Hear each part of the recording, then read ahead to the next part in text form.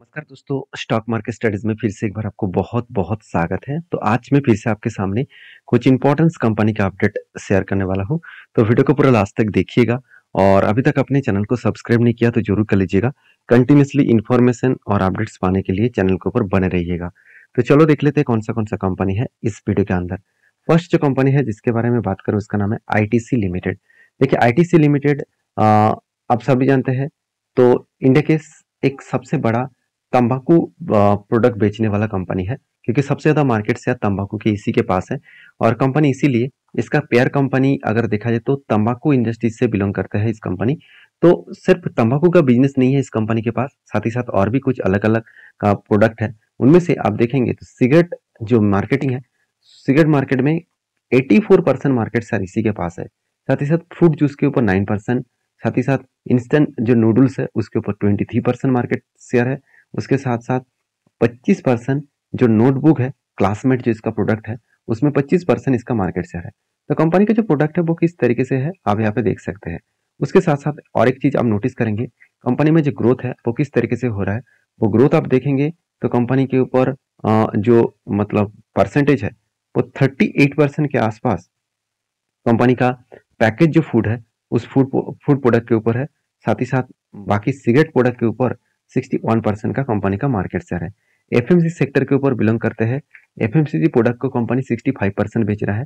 Agro products के ऊपर 15% और बाकी जो पेपर बोर्ड है, पेपर और पैकेजिंग के ऊपर है 10% के आसपास, और बाकी आदर्स के ऊपर 6% और बाकी होटल्स बिजनेस के ऊपर 4.5%।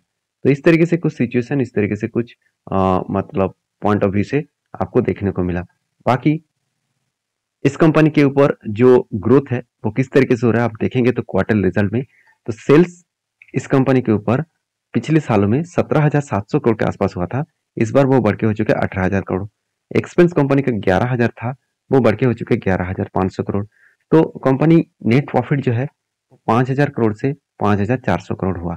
इसका मतलब प्रॉफिटेबिलिटी जो ग्रोथ है वो लगातार यहाँ पे बढ़ता हुआ देखने को मिले। तो एक बिग पॉजिटिव पॉइंट है कंपनी के लिए, ठीक है। प्रॉफिट बढ़ेगा तो कंपनी आगे बढ़ेंगी। तो कंपनी कितना आगे बढ़ा वो आपको यहाँ पे देखने को मिल जाएगा कंपनी के इन्वेस्टर के हिसाब से। देखिए प्रोमोटर के पास जो होल्डिंग्स था वो प्रोमोटर के पास 0 होल्डिंग्स है। अभी देखिए म्यूचुअल फंड के पास 9.5% होल्डिंग है और एफएस के पास होल्डिंग्स है कितना 43% के आसपास।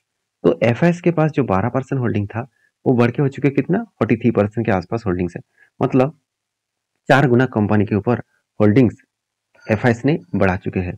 बाकी आदर्श के ऊपर कितना होल्डिंग है, आदर्श मतलब जो डीआईएस है 32% के आसपास, और म्यूचुअल फंड और डीआईएस एक साथ है तो इसलिए कुल मिलाकर 32 और उसके साथ साथ 10, मतलब वहां पे भी 43% के आसपास टोटल होल्डिंग्स आपको देखने को मिल जाएगा। तो होल्डिंग्स जितना होगा उतना ही कंपनी का ग्रोथ होने का चांसेस रहेगा। तो यहाँ पे देख सकते हैं कंपनी के ऊपर एक लंबा जर्नी का एक कप विद 100% बना 2017 से लेकर यहाँ पे बिग जैसे कप बना, उसके बाद हैंडल बना और फाइनली इस लेवल को ब्रेकआउट किया। और देखिए वो धीरे धीरे करके ऊपर भी गया था, रिटेस्ट किया, नीचे आया और नीचे आने के बाद मुझे जिस तरीके से सिचुएशन यहाँ पे देखने को मिला वो फिर से इस सपोर्ट को रिटेस्ट करेगा, उसके बाद नीचे आएगा और नीचे अगर आए तो 361 रुपीज के आने के चांसेस है। 361 रुपीज के एक स्ट्रांगली इसका सपोर्ट बनेगा। इसी सपोर्ट तक वो आने का कोशिश करेंगे। यहाँ से दो तरीके से सिनेरियो बन सकते हैं, आइदर वो ऊपर जाएगा नहीं तो वो नीचे आएगा। तो कुछ हो सकता है यहाँ पे आपको देखने को मिलेगा। तो जब इस कंपनी के ऊपर कुछ डिसीजन यहाँ पे फिर से बने तो मैं जरूर आपको साथ शेयर करूंगा, क्योंकि पहले मेरा एक एंट्री लेवल हो चुका है यहाँ पे। अभी किस तरीके से कंपनी का परफॉर्मेंस होता है वो आपको बाद में ही देखने को मिलेगा।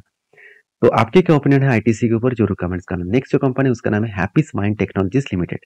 देखिए कंपनी एक छोटा सा आईटी सेक्टर कंपनी है और company next generation IT solutions के ऊपर काम करते हैं।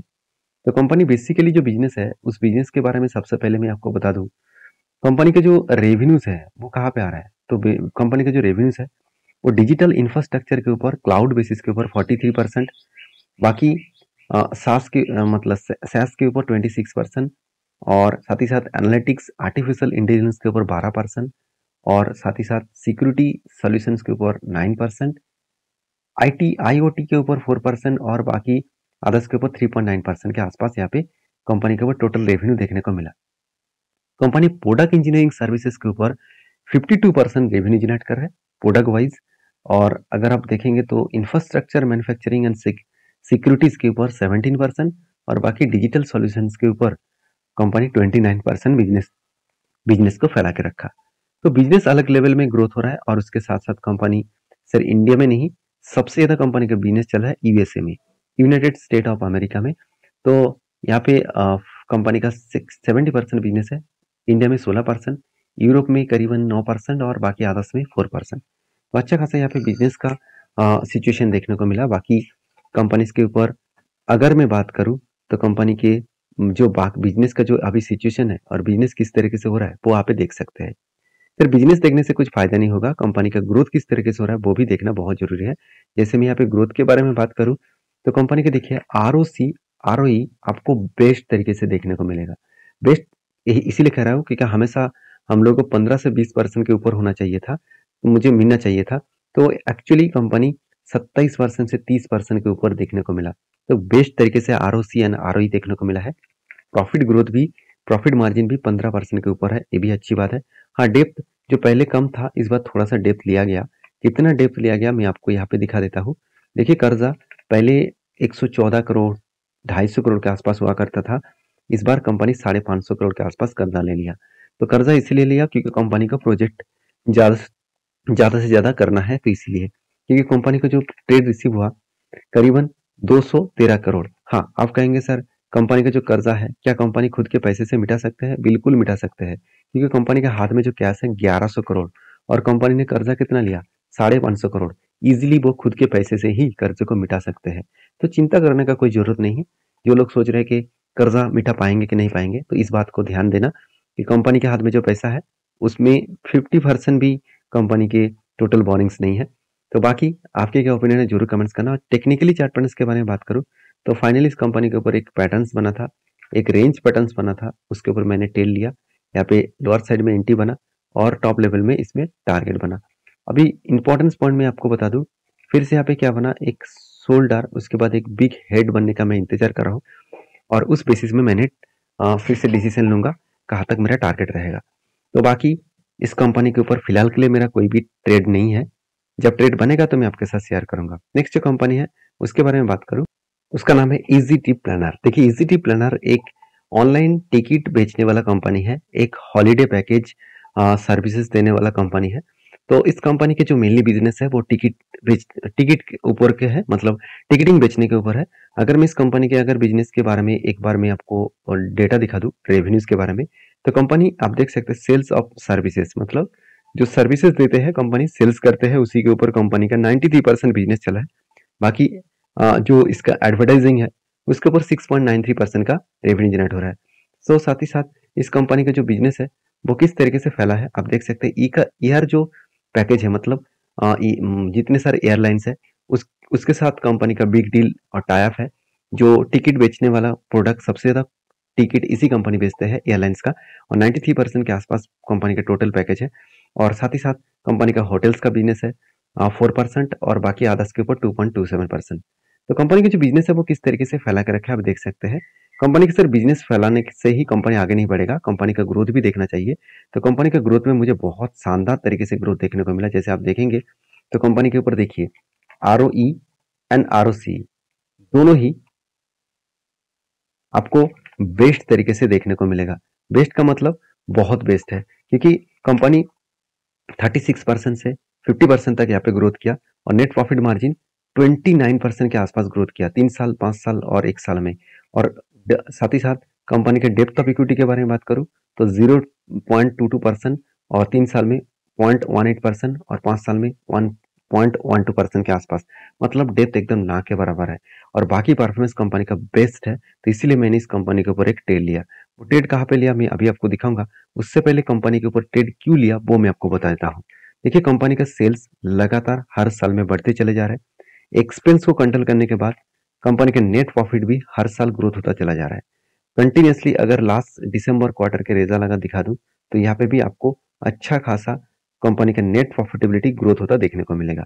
बाकी बैलेंस शीट के बारे में बात करूं तो कंपनी के देखिए रिजर्व भी बढ़ा, मगर कंपनी का बोरिंग्स जो बढ़ा वो ना के बराबर है। हाँ, बहुत सारे लोग मुझे कमेंट्स किया कि सर कंपनी जितना बोरिंग्स लिया क्या उस बोरिंग्स खुद के पैसे से लिया? देखिए कंपनी के खुद के पैसे मतलब बोरिंग्स तो लिया। उस बोरिंग्स इस बार कितना है? 116 करोड़। तो कंपनी इस बोरिंग्स को इजीली मिटा सकता है क्योंकि कंपनी के हाथ में जो कैश इक्विपमेंट है वो 118 करोड़ के आसपास है। मतलब उस पैसे को मतलब उस कर्जे को खुद की जो जेब में जो पैसा पड़े हुए है उस पैसे से वो मिटा सकते हैं। इतना पोटेंशियल कंपनी के पास है, तो इसीलिए मैं इस कंपनी के ऊपर बुलिश हूँ। बाकी कंपनी के टेक्निकली चार्ट पैटर्न के बारे में बात करूँ तो एक शोल्डर कम हेड कम शोल्डर बना था, फाइनली ब्रेकआउट हुआ, ब्रेकआउट कंफर्मेशन भी हुआ। उसके बाद जब भी रिटेस्ट किया मैंने एंट्री लिया और मेरा जो टारगेट है वो 23% के आसपास है, करीबन 60 रुपीज़ के आसपास मेरा टारगेट बनने का चांसेस है। तो मैं जरूर कहूँगा इस कंपनी के ऊपर फोकस रखिए क्योंकि जिस तरीके से यहाँ पे ब्रेकआउट हुआ और जिस तरीके से यहाँ पे हाई वॉल्यूम के साथ ब्रेकआउट हुआ, तो मुझे लग रहा है कि अच्छा खासा यहाँ पे रीबैक करने का कोशिश करेंगे। अभी दो तरीके से सिनेरियो बन सकते हैं, नीचे आकर यहाँ पे सपोर्ट को रिटेस्ट करके ऊपर जा सकते हैं, नहीं तो और भी ज्यादा फॉल होने का चांसेस रहेगा। तो फॉल भी हुआ तो मैं कंटिन्यू जरूर करूंगा क्योंकि कंपनीज के ऊपर अच्छा खासा परफॉर्मेंस जो दिखा जिस कारण की वजह से जरूर मैं कंटिन्यू करूंगा। तो नेक्स्ट जो कंपनी है उसके बारे में बात करूं, उसका नाम है मनोरमा इंडस्ट्रीज लिमिटेड। इस कंपनी के ऊपर एक बहुत बड़ा अपडेट है, वो है स्प्लिट का। तो कंपनी 7 मार्च में कंपनी हर एक के बदले आपको मतलब 5 शेयर देने वाला है क्योंकि इसका फेस वैल्यू 10 था, वो 2 बनने वाला है। तो जितने सारे लोग इस कंपनी के ऊपर निवेश करना चाहते हैं तो प्लीज़ एक बार रिसर्च करके काम करिए। और ये वीडियो टोटली एजुकेशन पर्पस में था और कोई भी रिकमेंडेशन मेरे तरफ से नहीं था। प्लीज़ एक बार काम करना है, एक बार आप रिसर्च करके आपके जो एडवाइज़र है उसके साथ बातचीत करके काम करिए। मिलते नेक्स्ट वीडियो में, तब तक के लिए धन्यवाद।